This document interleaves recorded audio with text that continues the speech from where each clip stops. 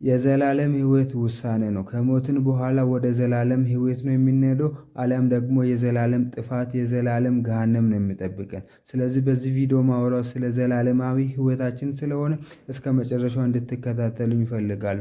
ምክንያቱም በዚህ ምድር ላይ ስንኖር ስለ ዘላለማዊ ህይወታችን እርግጠኛ ሆነን ልንኖር ያስፈልጋል። ምክንያቱም በጣም በጥንቃቄ ልንረዳው የሚያስፈልግ ጉዳይ ቢኖር ዘላለማችን ነው። ምክንያቱም ከሞትን በኋላ እድል አይሰጠንም ዳግመኛ ወደዚች ምድር ላይ መጥተን ዘላለማችንን መወሰን ዘላለማችንን ማሰብ ማሰላሰል የምንችልበት ዳግም እድል የለንም። ስለዚህ በዚህ ምድር ላይ የምንኖርበትን እያንዳንዷን እርምጃችን ከዚህ ከዘላለማዊ ህይወታችን አንጻር እንድንኖር ዘላለማችንን ልንረዳው ያስፈልጋል። ስለዚህ ለዚህ ቤት አዲስ የሆናችሁ ሰብስክራይብ እያደረጋችሁ ቪዲዮንም ሼር እንድታደርጉ ሀሳባችሁን ደግሞ በኮሜንት እንድትጽፉልኝ በትህትና አሳስባለሁ።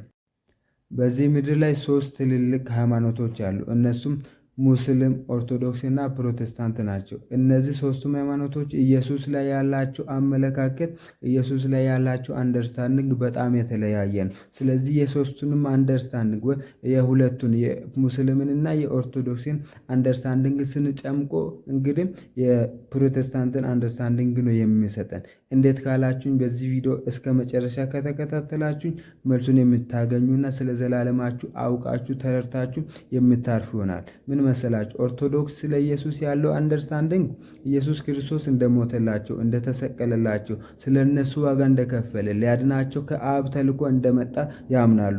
ነገር ግን ስለ ዘላለማቸው ሲያስቡ ስለ ዘላለም ህይወታቸው ሲያስቡ ዘላለም የሚገኘው ኢየሱስ ክርስቶስ በመስቀል ላይ በሰራው ስራ ብቻ አይደለም። የኛም አስተዋጽኦ ያስፈልጋል። የኛም መልካም ስራ ያስፈልጋል። በዚህ ምድር ላይ ስንመላለስ የምናሳየው በሰዎች መካከል ስንኖር ስንመላለስ የምናንጸባርቀው መልካም ስራም ጭምር ነው ወደ አብ የሚያስገባን የዘላለማዊ ህይወታችንን የሚያስገኝልን ያም ነው ብሎ ያስባል። መልስ እየሰጠውልን እንግዲህ በመልካም ስራችን የምንድን ከሆነ የኢየሱስ መምጣት አያስፈልግም ማለት ነው። ምክንያቱም መጽሐፍ ሲናገር ህግን የሚያደርግ ይኖርበታል ተብሎ ተጽፏል። ምን ማለት ነው? ህግን የምንፈጽም ከሆነ ህግን 100% የምንጠብቅ ከሆነ ወደ አብ የምንገባበት መንገድ አለን ማለት ነው። ህግን ከጠበቅን የዘላለም ህይወት አለን ማለት ነው በሌላ አነጋገር። ነገር ግን ህግን እንደማንጠብቅ ህግን 100% መጠበቅ እንደማንችል ስለተረዳ አብ እግዚአብሔር ልጁን ኢየሱስን ልኮልናል። ስለዚህ በልጁ በኩል ነው በልጁ ኢየሱስ ስራ ብቻ ነው ወደ አብ የምንገባው ማለት ነው። ስለዚህ የኦርቶዶክስ አመለካከት በዚህ አንጻር በዚህ ኮንቴክስት ትክክል አይደለም ማለት ነው። ወደ ሙስሊም ስንሄድ ደግሞ ሙስሊሞች ብሎ የሚያምኑት ምንድነው? ኢየሱስ የእግዚአብሔር ልጅ አይደለም። ኢየሱስ ጃስት ነብይ ነው እንጂ አምላክ አይደለም። ሊያድነን አይችልም። ለኛ ስል አልሞተም፣ አልተሰቀለም። ከሰማይ ተልኮልን አይደለም የመጣው። እንደ አንድ ነብይ ነው፣ እንደ አንድ ተራ ነብይ ነው እንጂ እሱ አምላክ አይደለም ይላሉ።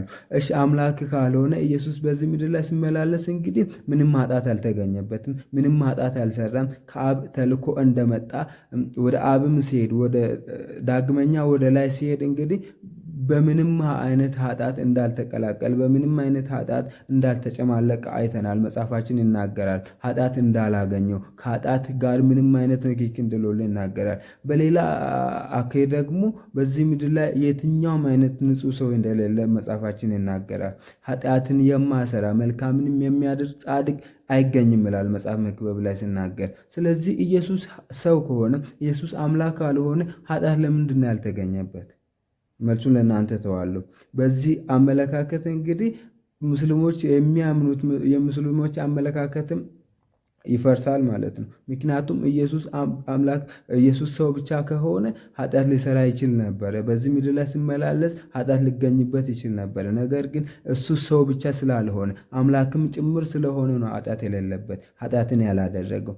ስለዚህ በዚህ አንጻር ሁለቱንም ስናጨምቅ የፕሮቴስታንት እምነት አስተምሮ የፕሮቴስታንት አንደርስታንዲንግ ይመጣል ማለት ነው። ምንድነው የነሱ አንደርስታንዲንግ ብለን ካለ እነሱ የሚያምኑት ኢየሱስ ክርስቶስ በመስቀል ላይ የሰራው ስራ ያፈሰሰው ደም ስርየትን አስገኝቶልናል። የኃጢአታችን ስርየት በዛ መንገድ ነው እንጂ የተገኘው በራሳችን መልካም ስራ አናገኝም።